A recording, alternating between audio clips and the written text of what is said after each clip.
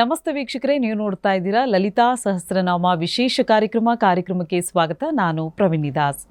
ವೀಕ್ಷಕರೇ, ಇವತ್ತಿನ ಕಾರ್ಯಕ್ರಮದ ಮುಖಾಂತರವಾಗಿ ಲಲಿತಾ ಸಹಸ್ರನಾಮದ ವಿಶೇಷತೆ ಕುರಿತಾಗಿ ಒಂದಷ್ಟು ಮಾಹಿತಿಯನ್ನು ಗುರುಜಿ ಕಡೆಯಿಂದ ನಾವು ಪಡ್ಕೊಳ್ಳೋಣ. ಅದಕ್ಕಿಂತ ಮುಂಚಿತವಾಗಿ ಗುರುಜಿಯವ್ರನ್ನ ನಮ್ಮ ಕಾರ್ಯಕ್ರಮಕ್ಕೆ ಬರಮಾಡ್ಕೊಳ್ಳೋಣ. ಆಧ್ಯಾತ್ಮಿಕ ಚಿಂತಕರಾಗಿರುವಂತಹ ಶ್ರೀ ರಾಮಕೃಷ್ಣ ಶಾಸ್ತ್ರಿಯವರು ಇವತ್ತು ನಮ್ಮೊಟ್ಟಿಗೆ ಇದ್ದಾರೆ. ಗುರುಜಿ ನಮಸ್ತೆ, ಕಾರ್ಯಕ್ರಮಕ್ಕೆ ಸ್ವಾಗತ. ಜಾತವೇದ ಸೇಸು ನಭಾಮ ಸೋಮ ಮರಾತಿ ಯತೋನಿ ದಹಾತಿ ವೇದ ಸನ ಪರುಷದತಿ ದುರ್ಗಾಣಿ ವಿಶ್ವ ನಾವೇವ ಸಿಂಧುಂ ದುರಿತಾತ್ಯಗ್ನಿ. ಇನ್ನು ವೀಕ್ಷಕರೇ, ಇವತ್ತಿನ ಕಾರ್ಯಕ್ರಮದಲ್ಲಿ ಲಲಿತಾ ಸಹಸ್ರನಾಮದ ವಿಶೇಷತೆ ಕುರಿತಾಗಿ ಗುರುಜಿ ಕಡೆಯಿಂದ ನಾವು ತಿಳ್ಕೊಳ್ತಾ ಇದ್ದೀವಿ. ಅದರ ಹಿನ್ನೆಲೆ ಏನಿತ್ತು ಅನ್ನೋದನ್ನು ನಾವು ತಿಳ್ಕೊಂಡಿದ್ದಾಯಿತು. ಅದರ ಮಹಿಮೆ ಏನಿದೆ ಅನ್ನೋದನ್ನು ಇವತ್ತಿನ ಸಂಚಿಕೆಯಲ್ಲಿ ಗುರುಗಳ ಕಡೆಯಿಂದ ನಾವು ಪಡ್ಕೊಳ್ಳೋಣ. ಗುರುಜಿ, ಇದರ ಕುರಿತಾಗಿ ಒಂದಷ್ಟು ಮಾಹಿತಿ. ಹೋದ ಒಂದು ಭಾಗದಲ್ಲಿ ನಾವು ಪಾಂಡ್ಯ ಮಹಾರಾಜ ಎಷ್ಟೇ ಬೇಡ ಬೇಡ ಬೇಡ ಅಂದರೂ ಕೂಡ ಶಂಕರ ಭಗವತ್ಪಾದರು ಮಧುರೆಯ ಆ ಅಮ್ಮನವರ ದೇವಸ್ಥಾನಕ್ಕೆ ಅವರು ಹೋಗ್ತೀನಿ ಅಂತೇಳಿ ಹೊರಟು ಬಿಟ್ಟಿದ್ದಾರೆ. ಎಲ್ರಿಗೂ ಕೂಡ ಅತ್ಯಂತ ಆತಂಕ, ಒಂಥರ ಭಯ, ಏನಾಗುತ್ತೋ ಏನೋ ಗೊತ್ತಿಲ್ಲ. ಸನ್ಯಾಸಿ, ಬಾಲ ಸನ್ಯಾಸಿ ಹೊರಟರು. ಒಳಗಡೆ ಹೋಗಿ ದೇವಸ್ಥಾನದ ಒಳಗಡೆ ಹೋದರು. ಬಾಗಿಲಾಕೊಂಬಿಟ್ಟು ಆ ಒಂದು ದೊಡ್ಡ ಪ್ರಾಕಾರದಲ್ಲಿ ಕೂತ್ಕೊಂಡು ಅಮ್ಮನವ್ರನ್ನ ಧ್ಯಾನ ಮಾಡ್ತಾಯಿದ್ದಾರೆ. ಯಾವಾಗ ಅಮ್ಮನವ್ರನ್ನ ಧ್ಯಾನ ಮಾಡ್ತಾ ಇದ್ದಾರೋ ಆಗ ಸಾಯಂಕಾಲ ಆಗೋಗಿದೆ, ರಾತ್ರಿ ಆಗಿದೆ. ವಿಧಿಯಂತೆ ಅಮ್ಮ ಈಚೆ ಬರ್ತಾಳೆ. ಒಳಗಡೆ ಇರುವಾಗ ಆಕೆ ಸಾತ್ವಿಕ ರೂಪವನ್ನು ಹೊಂದಿದ್ದಾಳೆ. ಸಾತ್ವಿಕ ರೂಪ ಅಂದರೆ ಪ್ರಶಾಂತವಾಗಿರ್ತಕ್ಕಂತಹ ರೂಪ. ಆ ರೂಪದಲ್ಲಿ ಆಕೆ ಆ ಹೊಸಲನ್ನು ದಾಟಿ ಬಂದಾಗ ಅವಳಿಗೆ ತಾಮಸಿ ರೂಪ ಆವರಿಸ್ಕೊಳುತ್ತೆ. ತಾಮಸಿ ಅಂತಂದರೆ ರೌದ್ರವಾಗಿರ್ತಕ್ಕಂತಹ ರೂಪ. ಇಂತಹ ತಾಮಸಿ ರೂಪವನ್ನು ಧರಿಸಿರ್ತಕ್ಕಂತಹ ಆ ಜಗನ್ಮಾತೆ ಹೊರಗಡೆ ಬರ್ತಾಳೆ. ಸಾಮಾನ್ಯವಾಗಿ ಅವಳು ಬರೋ ಸಂದರ್ಭದಲ್ಲಿ ಯಾರೂ ಇರೋದಿಲ್ವಲ್ಲ, ಭಯಕ್ಕೆ ಯಾರೂ ಇರಲ್ಲ. ಅದು ಅವಳಿಗೆ ಹಿಂಗೆ ನೋಡ್ತಾಳೆ, ಅಲ್ಲೊಬ್ಬ ಹುಡುಗ ಕೂತಿದ್ದಾನೆ, ಭಯದಲ್ಲಿ ಜನ ಈಚೆ ಬರಲ್ಲ. ಅಂಥದ್ರಲ್ಲಿ ನನ್ನ ಆವರಣದಲ್ಲೇ ಬಂದು ಕೂತ್ಕೊಂಡಿದ್ದಾನೆ ಇವನು. ದೂರದಿಂದ ನೋಡ್ತಾಳೆ, ಇವನು ಯಾರು ಇವನು ಅಂತ ಹೇಳಿ. ಆತ ಕೂತಿರ್ತಕ್ಕಂತಹ ಲಕ್ಷಣ, ಅವನು ಹೊಂದಿರತಕ್ಕಂತಹ ಆ ಒಂದು ರುದ್ರಾಕ್ಷಿ ಮಾಲೆ, ಅವನು ಕೂತಿರ್ತಕ್ಕಂತಹ ಭಂಗಿ, ಇವೆಲ್ಲವನ್ನು ನೋಡ್ತಕ್ಕಂತಹ ಆ ಜಗದಂಬೆ ಹತ್ತಿರ ಬರ್ತಾಳೆ. ಬಂದು ಆ ಹುಡುಗನನ್ನು ಕೇಳ್ತಾಳೆ, ಅಯ್ಯ ನೀನು ಯಾರು? ಈ ಸಂದರ್ಭದಲ್ಲಿ ಈ ಹೊತ್ತಲ್ಲಿ ನೀನು ಇಲ್ಲಿದೆಯಾ ಅಂದರೆ ನೀನು ಯಾರು ಅಂತ ಕೇಳ್ತಾಳೆ.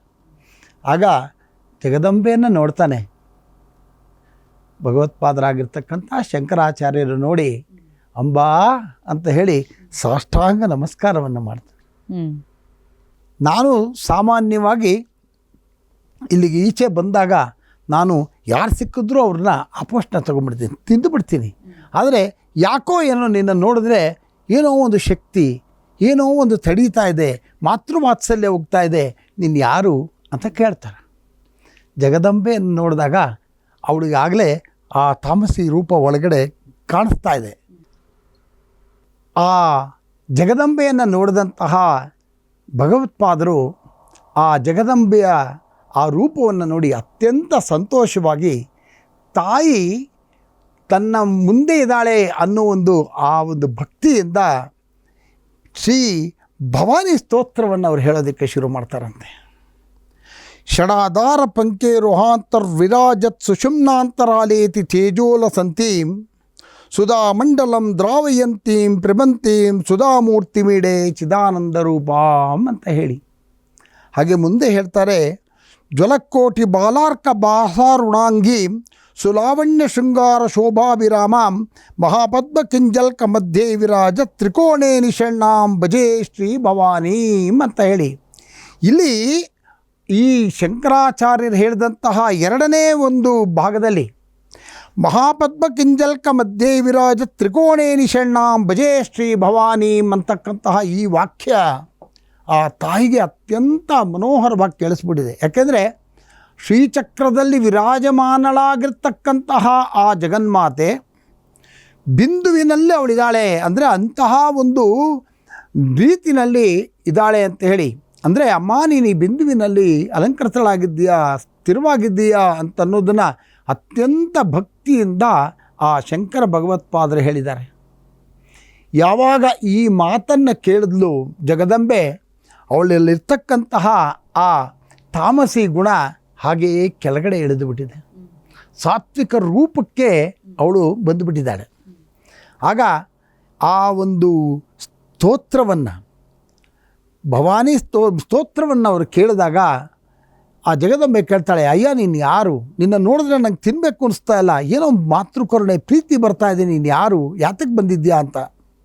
ಅಮ್ಮ, ನಾನು ನಿನ್ನ ದರ್ಶನ ಮಾಡೋದಕ್ಕೆ ಬಂದಿದ್ದೀನಿ ತಾಯಿ. ನಾನು ನಿನ್ನ ದರ್ಶನ ಬೇಕು, ನಿನ್ನ ಅನುಗ್ರಹಕ್ಕೋಸ್ಕರ ನಾನು ಇಲ್ಲಿ ಕಾಯ್ತಾ ಕೂತಿದ್ದೀನಿ, ಬೇರೆ ಏನೂ ಇಲ್ಲ ಹಾಗೆ ಅಂತ. ದರ್ಶನ ಆಯ್ತಲ್ವಾ, ನೀನು ಹೊರಟೋಗ್ಬಿಡು, ನಾನು ಏನೋ ಮುಂದಿನ ಕಾರ್ಯಗಳಿದೆ ನಂದು ಇದೆಯಲ್ಲ, ಆ ಪೋಸ್ಟ್ನ ತೊಗೊಳ್ಳೋದು, ಆ ಕಾರ್ಯಕ್ಕೆ ನಾನು ಹೋಗಬೇಕು, ನಾನು ಸಂಹಾರಕ್ಕೆ ಹೋಗಬೇಕು, ನೀನು ಹೊರಡು ಅಂತ. ಯಾಕಂದರೆ ನೀನು ಹೇಳಿದಂಥ ಶ್ಲೋಕಗಳು ಸ್ತೋತ್ರಗಳು ನನಗೆ ತುಂಬ ಇಷ್ಟ ಆಗಿದೆ, ನೀನು ಹೊರಟು ಬಿಡು ಅಂತ. ಅಮ್ಮ, ನಂದೊಂದು ಸಣ್ಣ ಕೋರಿಕೆ ಅಂತ ಹೇಳ್ತಾಳೆ. ಏನು ಕೋರಿಕೆ ಅಂದರೆ, ನಾನು ಚಿಕ್ಕ ವಯಸ್ಸಾಗಿದ್ದಾಗಿಂದನೂ ನಾನು ಪಗಡೆ ಆಟ ಆಡಬೇಕು ಅಂತ ನನಗೆ ತುಂಬ ಆಸೆ, ಅದರಲ್ಲೂ ನಿನ್ನ ಜೊತೆ ಆಡಬೇಕು ಅಂತ. ನಾನು ಸನ್ಯಾಸಿ, ಹಾಗಾಗಿರೋದ್ರಿಂದ ನಾನು ಯಾವ ಸ್ತ್ರೀ ಜೊತೆನೂ ಪಗಡೆ ಆಟ ಆಡೋದಕ್ಕೆ ಅವಕಾಶ ಇಲ್ಲ, ಮಾತೃರೂಪಿಣಿಯಾಗಿರ್ತಕ್ಕಂಥ ನಿನ್ನ ಜೊತೆ ನಾನು ಆಡಬೇಕು ಜಗದಂಬೆ ಅಂತ ಪ್ರಾರ್ಥನೆಯನ್ನು ಮಾಡ್ತಾರೆ. ಯಾವಾಗ ಆ ಮಾತನ್ನು ಹೇಳಿದಾಗ ಜಗದಂಬೆ ನಗ್ತಾಳಂತೆ.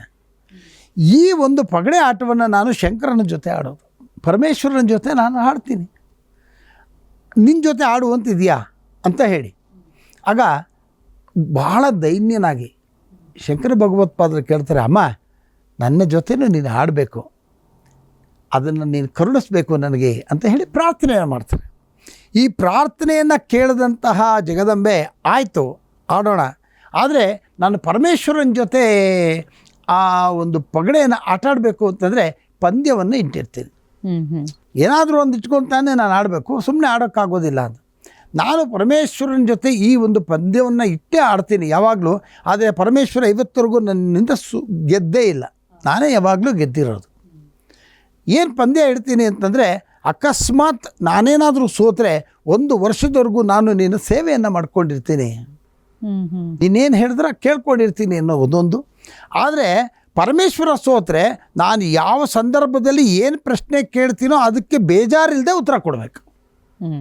ಆದರೆ ನಾನು ಕೇಳೋದು ಲೌಕಿಕವಾಗಿರ್ತಕ್ಕಂಥ ಏನು ಪ್ರಶ್ನೆನೂ ಕೇಳಲ್ಲ, ಅದೆಷ್ಟು ಉದ್ದ ಇದೆ, ಇದೆಷ್ಟು ಉದ್ದ ಇದೆ, ಅದಿದೆ, ಅದು ಏನು ಪ್ರಶ್ನೆ ಕೇಳಲ್ಲ. ನಾನು ಕೇಳೋದೇನು ಅಂತಂದರೆ, ಪ್ರಪಂಚಕ್ಕೆ ಒಂದು ಉದ್ಧಾರವಾಗ್ತಕ್ಕಂತಹ, ಪ್ರಪಂಚಕ್ಕೆ ಉಪಯೋಗ ಆಗ್ತಕ್ಕಂತಹ ಒಂದು ವಿಚಾರಗಳನ್ನು ನಾನು ಪ್ರಶ್ನೆ ಕೇಳ್ತೀನಿ, ಅದಕ್ಕೆ ಅವರು ಉತ್ತರ ಕೊಡಬೇಕು ಹಾಗೆ ಅಂತ. ನಾವೀಗ ಉದಾಹರಣೆಗೆ ಹೇಳಬೇಕು ಅಂದರೆ, ವಿಷ್ಣು ಸಹಸ್ರನಾಮ ಹೇಳ್ತೀವಿ, ಹೇಳುವಾಗ ಬರುತ್ತಲ್ಲ, ಯಾವ ನಾಮವನ್ನು ಪಠನೆ ಮಾಡಿದ್ರೆ ಜನಗಳಿಗೆ ಒಳ್ಳೆಯದಾಗತ್ತೆ ಅಂತ ಅವಳು ಕೇಳಿರ್ತಾಳೆ. ಅದಕ್ಕೆ ಈಶ್ವರ ಹೇಳ್ತಾನೆ, ಶ್ರೀರಾಮ ರಾಮ ರಾಮೇತಿ ರಮೇ ರಾಮೇ ಮನೋರಮೆ ಸಹಸ್ರನಾಮ ತತ್ತುಲ್ಯಂ ರಾಮನಾಮ ವರಾನನಮೆ ಅಂತ. ಹಾಗೆ ಈ ಒಂದು ಸಹಸ್ರನಾಮವನ್ನು ರಾಮ ಹೇಳಿದ್ರೆ, ರಾಮನಾಮವನ್ನು ಹೇಳಿದ್ರೆ ಸಾಕು ಹಾಗೆ ಅಂತ. ಹಾಗಾಗಿ ಅವಳು ಹೇಳ್ತಾಳೆ, ಈ ಥರ ನಾವು ಪಂದ್ಯವನ್ನು ಕಟ್ತೀವಿ, ನಿನ್ನ ಜೊತೆ ಏನು ಪಂದ್ಯ ಅಂತ ಕೇಳಿದಾಗ ಶಂಕರ ಭಗವತ್ಪಾದರು ಹೇಳ್ತಾರೆ, ಅಮ್ಮ ನೀನು ಆಟವನ್ನು ಆಡ್ತೀನಿ ಅಂತ ನೀನು ಹೇಳಿದ್ಯಲ್ಲ, ನನಗೆ ಸಂತೋಷ. ನನ್ನ ಒಂದು ಇಚ್ಛೆ ಏನು ಅಂತಂದರೆ, ನೀನು ಅಕಸ್ಮಾತ್ ಗೆದ್ದರೆ ನೀನು ನನ್ನ ಆಪೋಸ್ಟ್ನ ತೊಗೊಂಬಿಡು, ಬೇರೆ ಯಾರನ್ನೂ ತೊಗೊಬೇಡ. ಆದರೆ ಅಕಸ್ಮಾತ್ ನಾನೇನಾದರೂ ಗೆದ್ದರೆ ನಿನ್ನ ಈ ತಾಮಸಿ ರೂಪದಲ್ಲಿರ್ತಕ್ಕಂಥದ್ದನ್ನು ನೀನು ಬಿಟ್ಟುಬಿಡ್ಬೇಕು. ನಿನ್ನ ಈ ಒಂದು ಗುಣ, ರೌದ್ರ ಗುಣ ಬೇಡ, ಶಾಂತವಾಗಿ ಇದ್ದು ಇಲ್ಲಿ ಬರ್ತಕ್ಕಂಥ ಪ್ರತಿಯೊಬ್ಬ ಭಕ್ತರ ಇಚ್ಛೆಗಳನ್ನು ಪೂರೈಸ್ತಾ, ಅವರ ಎಲ್ಲ ರೀತಿಯ ಸೌಕರ್ಯಗಳನ್ನು ಕೊಡ್ತಾ ಸಂತೋಷವಾಗಿ ಅನುಗ್ರಹ ಮಾಡಬೇಕು ನೀನು. ಇದು ನನ್ನ ಪಂದ್ಯ. ಆಯಿತು, ಪಂದ್ಯವನ್ನು ಪ್ರಾರಂಭ ಮಾಡೋದಕ್ಕೆ ಹಾಗೆ ಕೂತ್ಕೊತಾರೆ. ಕೂತ್ಕೊಂಡಾಗ ಅರಿಶಿನ, ಕುಂಕುಮ, ಚಂದ್ರ ಅದನ್ನು ಇಟ್ಕೊಂಡು ಗೆರೆಗಳನ್ನು ಬರೆಯೋದಕ್ಕೆ ಪ್ರಾರಂಭ ಮಾಡ್ತಾರೆ. ಇಲ್ಲಿ ಇನ್ನೊಂದೇನಾಗುತ್ತೆ ಅಂತಂದರೆ, ಶಂಕರ ಭಗವತ್ಪಾದರು ಇನ್ನೊಂದು ಮಾತು ಹೇಳ್ತಾರೆ, ಅಮ್ಮ ನೋಡು, ಪಂದ್ಯಕ್ಕೇನೋ ಕೂತಿದ್ದೀವಿ, ನೀನು ಜಗದಂಬಿಕೆ, ನಿನ್ನ ಮನಸ್ಸಲ್ಲಿ ಅಂದ್ಕೊಂಡಿದ್ದೆಲ್ಲ ನಡೆದೋಗ್ಬಿಡುತ್ತೆ. ನಾನು ಪಾಮರ ಮನುಷ್ಯ, ನಾನೊಬ್ಬ ಪುಟ್ಟ ಬಾಲಕ. ದಾಳಗಳನ್ನು ನೀನೇ ಸೃಷ್ಟಿ ಮಾಡು, ನಿನ್ನ ಮನಸ್ಸಿನಲ್ಲಿ ದಾಳಗಳನ್ನು ನೀನು ಸೃಷ್ಟಿ ಮಾಡು. ಪಗಡಾಡುವಾಗ ದಾಳ ಇರುತ್ತಲ್ಲ, ಡೈಸ್, ಅದನ್ನು ನೀನು ಸೃಷ್ಟಿ ಮಾಡು. ಆದರೆ ದಾಳಗಳಲ್ಲಿ ಬರ್ತಕ್ಕಂಥ ಗರಗಳು, ನಿನಗೆ ಯಾವ ಗರ ಬೇಕು ನಿನಗೆ ನಿನ್ನ ಸಂಕಲ್ಪ, ನಾನು ಅದಕ್ಕೆ ಅಡ್ಡಿ ಬರೋದಿಲ್ಲ. ಆದರೆ ನಾನು ಏನು ಗರಗಳನ್ನು ಬೇಕು ಅಂತ ನಾನು ಅಪೇಕ್ಷೆ ಪಡ್ತೀನೋ ಆ ಗರಗಳೇ ಬೀಳೋ ಹಾಗೆ ನೀನು ನನಗೆ ಅನುಗ್ರಹಿಸಬೇಕು ಅಂತ. ಗೊತ್ತಾಯ್ತಾ? ಈಗ ಅವಳು ಗೆಲ್ಲಬೇಕು ಅಂತಂದರೆ ಅವಳ ಇಚ್ಛೆ ಅಂತ ಇದು ನಡೆದೋಗ್ಬಿಡುತ್ತೆ. ಹೌದು. ಆದರೆ ಈ ನನ್ನ ಗರನೂ ನೀವೇ ಕಂಟ್ರೋಲ್ ಮಾಡ್ತಾ ಇದ್ದೀರಾ, ಈಗ ನಾನೇನು ಆಡೋದು, ಸುಮ್ಮನೆ ಹಿಂಗೆ ಹಾಕೋದಷ್ಟೇ ಅಲ್ವಾ? ಹಾಗಾಗಿ ಹಂಗಾಗಬಾರ್ದು. ಶಕುನಿ ಮಾಡಿದ್ದು ಅದೇ ತಾನೆ, ತನಗೇನು ಗರ ಬೇಕೋ ಅದನ್ನು ಅವ್ನ ಕಂಟ್ರೋಲಲ್ಲಿ ಇಟ್ಕೊಂಡು ಪಾಂಡವರ ಜೊತೆ ಆಡಿ ಕೌರವರ ವಂಶ ನಾಶ ಮಾಡಿದ್ದು. ನಿಮಗೆ ಗೊತ್ತಾ, ಕೌರವರ ವಂಶ ನಾಶ ಆಗೋದಕ್ಕೆ ಈ ಯಾಕೆ ಕಾರಣ ಅಂತ? ಚಿಕ್ಕ ಹುಡುಗರು ಅವ್ರ ವಂಶನೇ, ಈ ಒಂದು ಶಕುನಿಯ ಇಡೀ ಕುಟುಂಬವನ್ನು ಕೌರವರು ತೊಗೊಂಡೋಗಿ ಅವರನ್ನು ಜೈಲಲ್ಲಿ ಹಾಕ್ಬಿಟ್ಟಿರ್ತಾರೆ. ಒಬ್ಬೊಬ್ಬರಿಗೆ ಒಂದೊಂದೇ ಹಿಡಿ ಅನ್ನ ಕೊಡ್ತಿರ್ತಾರೆ. ಎಲ್ಲರೂ ಒಂದೊಂದು ಹಿಡಿ ಅನ್ನ ತಿಂದು ಎಲ್ಲರೂ ಸಾಯೋದಕ್ಕಿಂತನೂ ಯಾರು ಒಬ್ಬ ಬದುಕಿದ್ದು ಈ ಕುರುವಂಶ ಹಾಳು ಮಾಡಬೇಕು ಅಂತೇಳಿ ಅವರೆಲ್ಲರ ಅನ್ನನ ಒಬ್ಬನೇ ಕೊಡ್ತಾರೆ. ಚಿಕ್ಕ ಹುಡುಗ ಅವನು, ಆ ಶಕುನಿ, ಅವನಿಗೆ ಕೊಟ್ಟು ಬದುಕಿಸ್ತಾರೆ. ಬಾಕಿಯವರೆಲ್ಲ ಸತ್ತೋಗ್ಬಿಡ್ತಾರೆ. ಅವ್ರ ವಂಶಸ್ಥರು ಯಾರಿದ್ರು ಅವ್ರ ಮೂಳೆಗಳಿಂದ ಅವನು ಇದನ್ನು ಏನೋ ದಾಳಗಳನ್ನು ಮಾಡಿಕೊಂಡು ಆಡೋದು. ಅದರಲ್ಲಿ ಹೇಳ್ತಾನೆ, ಈ ದಾಳಗಳೇ ನನಗೆ ಅಸ್ತ್ರ, ನನಗೆ ಇನ್ಯಾವುದು ಶಸ್ತ್ರಗಳು. ಯಾಕಂದರೆ ಎಲ್ಲರೂ ಅತಿರಥ ಮಹಾರಥರು, ಅವ್ರ ಮುಂದೆ ಈ ಶಕುನಿ ಏನು ಮಹಾ. ಹಾಗಾಗಿ ಅವ್ರನ್ನ ನಾಶನ ಮಾಡ್ತೀನಿ ಅಂಥೇಳಿ ಆ ಒಂದು ಕಾರಣಕ್ಕೋಸ್ಕರ ಅವ್ನು ಮಾಡ್ಕೊಂಡಿರ್ತಾನೆ. ಹಾಗಾಗಿ ಇವ್ರ ಜೊತೆನೇ ಸೇರಿಕೊಂಡು ಅವ್ರನ್ನ ದಾಳ ಆಡಿ ಪಾಂಡವ್ರನ್ನ ಸೋಲಿಸೋ ಹಾಗೆ ಮಾಡಿ ಇವ್ರನ್ನ ನಾಶನ ಮಾಡಾಕ್ಬಿಡ್ತಾನೆ. ಹಾಗಾಗಿ ಆ ಥರ ಆಗ್ಬಿಡ್ತು. ನನ್ನ ಒಂದು ಮನಸ್ಸಿನಲ್ಲಿ ಏನು ಗರ ಇದೆ ಅದು ನಾನು ಹಾಕಬೇಕು, ನೀನು ಅದಕ್ಕೆ ಅವಕಾಶ ಕೊಡಬೇಕು. ಅಮ್ಮ ಹೇಳ್ತಾಳೆ, ಆಯಿತು ಅಮ್ಮ, ನೀನು ಹೇಗೆ ಹೇಳ್ತೀಯೋ ಹಾಗೆ ಅಂತ. ಸರಿ, ಆಟ ಆರಂಭ ಆಗುತ್ತೆ. ಗುರುಗಳು ಗೆರೆಗಳನ್ನು ಬರೆಯೋದಕ್ಕೆ ಆರಂಭ ಮಾಡ್ತಾರೆ. ತುಂಬ ಇಂಪಾರ್ಟೆಂಟ್ ಇದು. ಗೆರೆಗಳನ್ನ ಬರೆಯೋದಕ್ಕೆ ಆರಂಭ ಮಾಡ್ತಾರೆ. ಆಯಿತು, ಆರಂಭ ಆಯಿತು. ಅಮ್ಮನವರ ಪಾದದ ಹತ್ರ ಇದ್ದಂತಹ ಹೂಗಳನ್ನೇ ಈ ಪಾನ್ಸ್, ಗೊತ್ತಾಗ್ತಾ ಇದೆಯಾ, ಅದನ್ನು ಈ ಬೀಜಗಳಾಗಿ ಇಟ್ಕೊತಾರೆ. ಅಮ್ಮನವ್ರದ್ದು ಕತ್ತಲಿದ್ದಂತಹ ಮುತ್ತಿನ ಮಣಿಗಳನ್ನು ಅವರು ಇದಾಗಿ ಇಟ್ಕೊತಾರೆ. ಆಟ ಆರಂಭ ಆಯಿತು. ಮೊದಲನೇದು ಗರ 9. ಏನದು 9 ಅಂದರೆ ನವಾವರಣ, ಶ್ರೀಚಕ್ರದಲ್ಲಿರ್ತಕ್ಕಂಥದ್ದು 9, ಗೊತ್ತಾಯ್ತಾ? ಹಾಗಾಗಿ 9, 5, 4, 9 ಬೀಳುತ್ತೆ. ಹಾಗಾಗಿ ಆ 9ನ್ನು ಅವರು ಅಮ್ಮ ನಡೆಸಿದ್ದೀನಿ ಅಂತ. ಹಾಗೆ ಒಂದೊಂದೇ ಗರ ಹಾಕ್ತಾ ಹೋಗ್ತಾರೆ. ನೆಕ್ಸ್ಟ್ ಬರುತ್ತೆ 5, ಒಂದು ಪಂಚ ತನ್ಮಾತ್ರೆಗಳು, ಪಂಚ ತನ್ಮಾತ್ರ ಸಹಾಯಕ ಅಂತ ಬರುತ್ತೆ ಮುಂದೆ ಲಲಿತಾ ಸಹಸ್ರನಾಮದಲ್ಲಿ. ಅದ್ರ ಬಗ್ಗೆ ನಾನು ಆಮೇಲೆ ಹೇಳ್ತೀನಿ. ಪಂಚ ತನ್ಮಾತ್ರ ತನ್ಮಾತ್ರೆಗಳು ಅದರದ್ದು 5 ಅಂತ ಹೇಳಿ. ಹೀಗೆ ಈ ಗೆರೆಗಳನ್ನು ಹಾಕಿ ಆಟ ಆಡ್ತಾ ಇದ್ದಾರೆ. ಆಟ ಆರಂಭ ಆಯಿತು. ಆಯಮ್ಮನು ಹಾಕ್ತಾ ಇದ್ದಾಳೆ, ಇವರು ನಡೆಸ್ತಾ ಹೋಗ್ತಾ ಇದ್ದಾರೆ. ಮುಂದೆ ಏನಾಯಿತು? ಒಂದು ಬ್ರೇಕ್ ತೊಗೊಂಡು ಬೇಗ ಬರೋಣ ಗುರುಗಳೇ. ವೀಕ್ಷಕರೇ ಕೇಳಿಸ್ಕೊಂಡ್ರಿ ಅಲ್ವಾ? ಸೊ ಈ ಕತೆ ಮುಂದುವರಿಸಬೇಕು ಅಂದರೆ ಒಂದು ಪುಟ್ಟ ವಿರಾಮ ತಗೊಂಡು ಬೇಗ ವಾಪಸ್ ಬರೋಣ.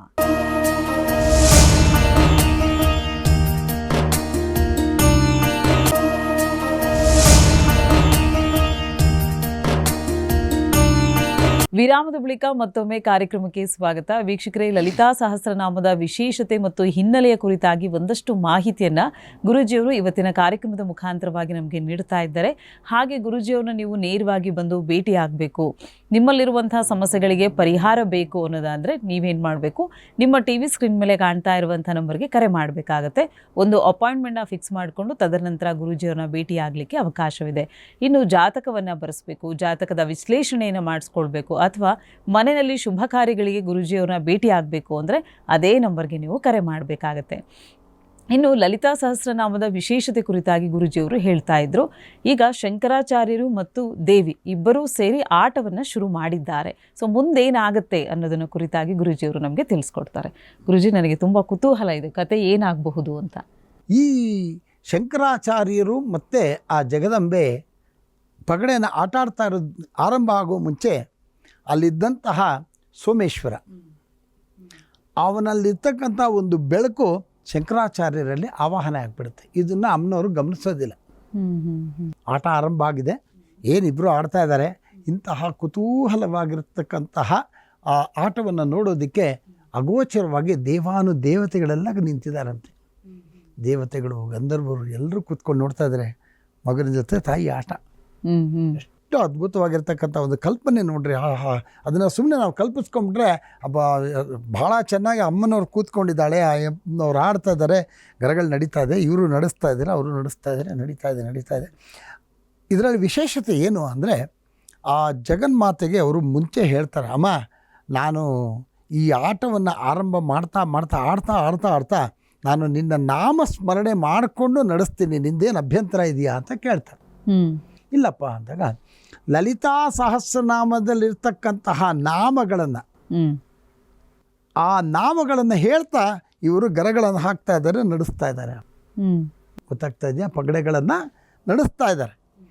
ಪ್ರತಿಯೊಂದು ನಾಮದಲ್ಲೂ ಕೂಡ ಅತ್ಯಂತ ಶ್ರೇಷ್ಠವಾಗಿರ್ತಕ್ಕಂಥ ಶಕ್ತಿಯನ್ನು ತುಂಬಿ ಅದು ನಡೆಸ್ತಾ ಇದ್ದಾರೆ. ಅದು ನಡೀತಾ ಇದೆ, ಹೋಗ್ತಾ ಇದೆ ಆಟ. ಬೆಳಕಾಗೋಯ್ತು. ಏನು ಅಲ್ಲಿದ್ದಂತಹ ಜನಗಳೆಲ್ಲ ಏನು ಗಂಟನಾದ ಮಾಡ್ತಾ ಇದ್ದಾರೆ, ವಾಲ್ಗ ಊದ್ತಾ ಇದ್ದಾರೆ, ನಗಾರಿ ಬಾರಿಸೋದಕ್ಕೆ ಶುರುವಾಗಿದೆ. ಇನ್ನೇನು ಬಾಗಿಲು ತೆಗಿಬೇಕು ದೇವಸ್ಥಾನದ್ದು. ಇಡೀ ರಾತ್ರಿ ಆಟ ಆಡಿದ್ದಾರೆ.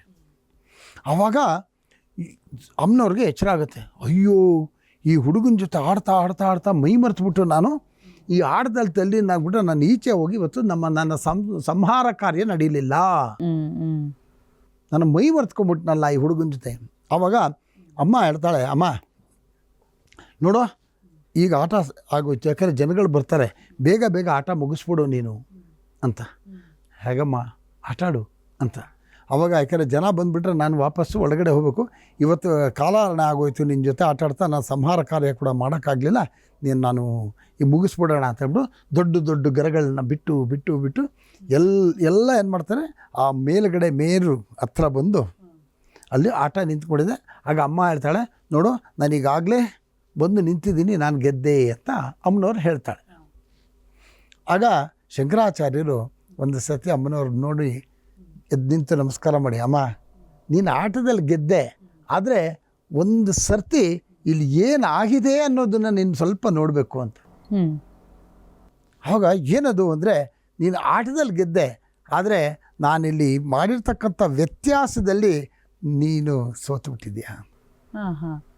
ಏನು ಅಂತಂದರೆ, ಆ ಚಕ್ರವನ್ನು ಅವ್ರು ಏನು ಮಾಡಿದ್ದಾರೆ ಅಂತಂದರೆ, ತಾಮಸಿ ರೂಪದಲ್ಲಿದ್ದಂತಹ ಚಕ್ರಗಳು, ಅದರ ಬೀಜಾಕ್ಷರಗಳು ಎಲ್ಲೆಲ್ಲಿತ್ತು ಅಂತಂದರೆ ಆ ತಾಮಸಿ ರೂಪದಲ್ಲಿದ್ದಂಥ ಬೀಜಾಕ್ಷರಗಳು, ಆವಾಗಲೇ ಅದು ರೌದ್ರವಾಗಿರುತ್ತೆ. ಆ ತಾಮಸ ರೂಪದಲ್ಲಿದ್ದಂಥ ಬೀಜಾಕ್ಷರಗಳನ್ನು ನಾನು ಸಾತ್ವಿಕ ರೂಪದಲ್ಲಿರ್ತಕ್ಕಂಥ ಜಾಗದಲ್ಲಿ ನಾನು ಅಳವಡಿಸ್ಬಿಟ್ಟಿದ್ದೀನಿ, ಚೇಂಜ್ ಮಾಡಿಬಿಟ್ಟಿದ್ದೀನಿ.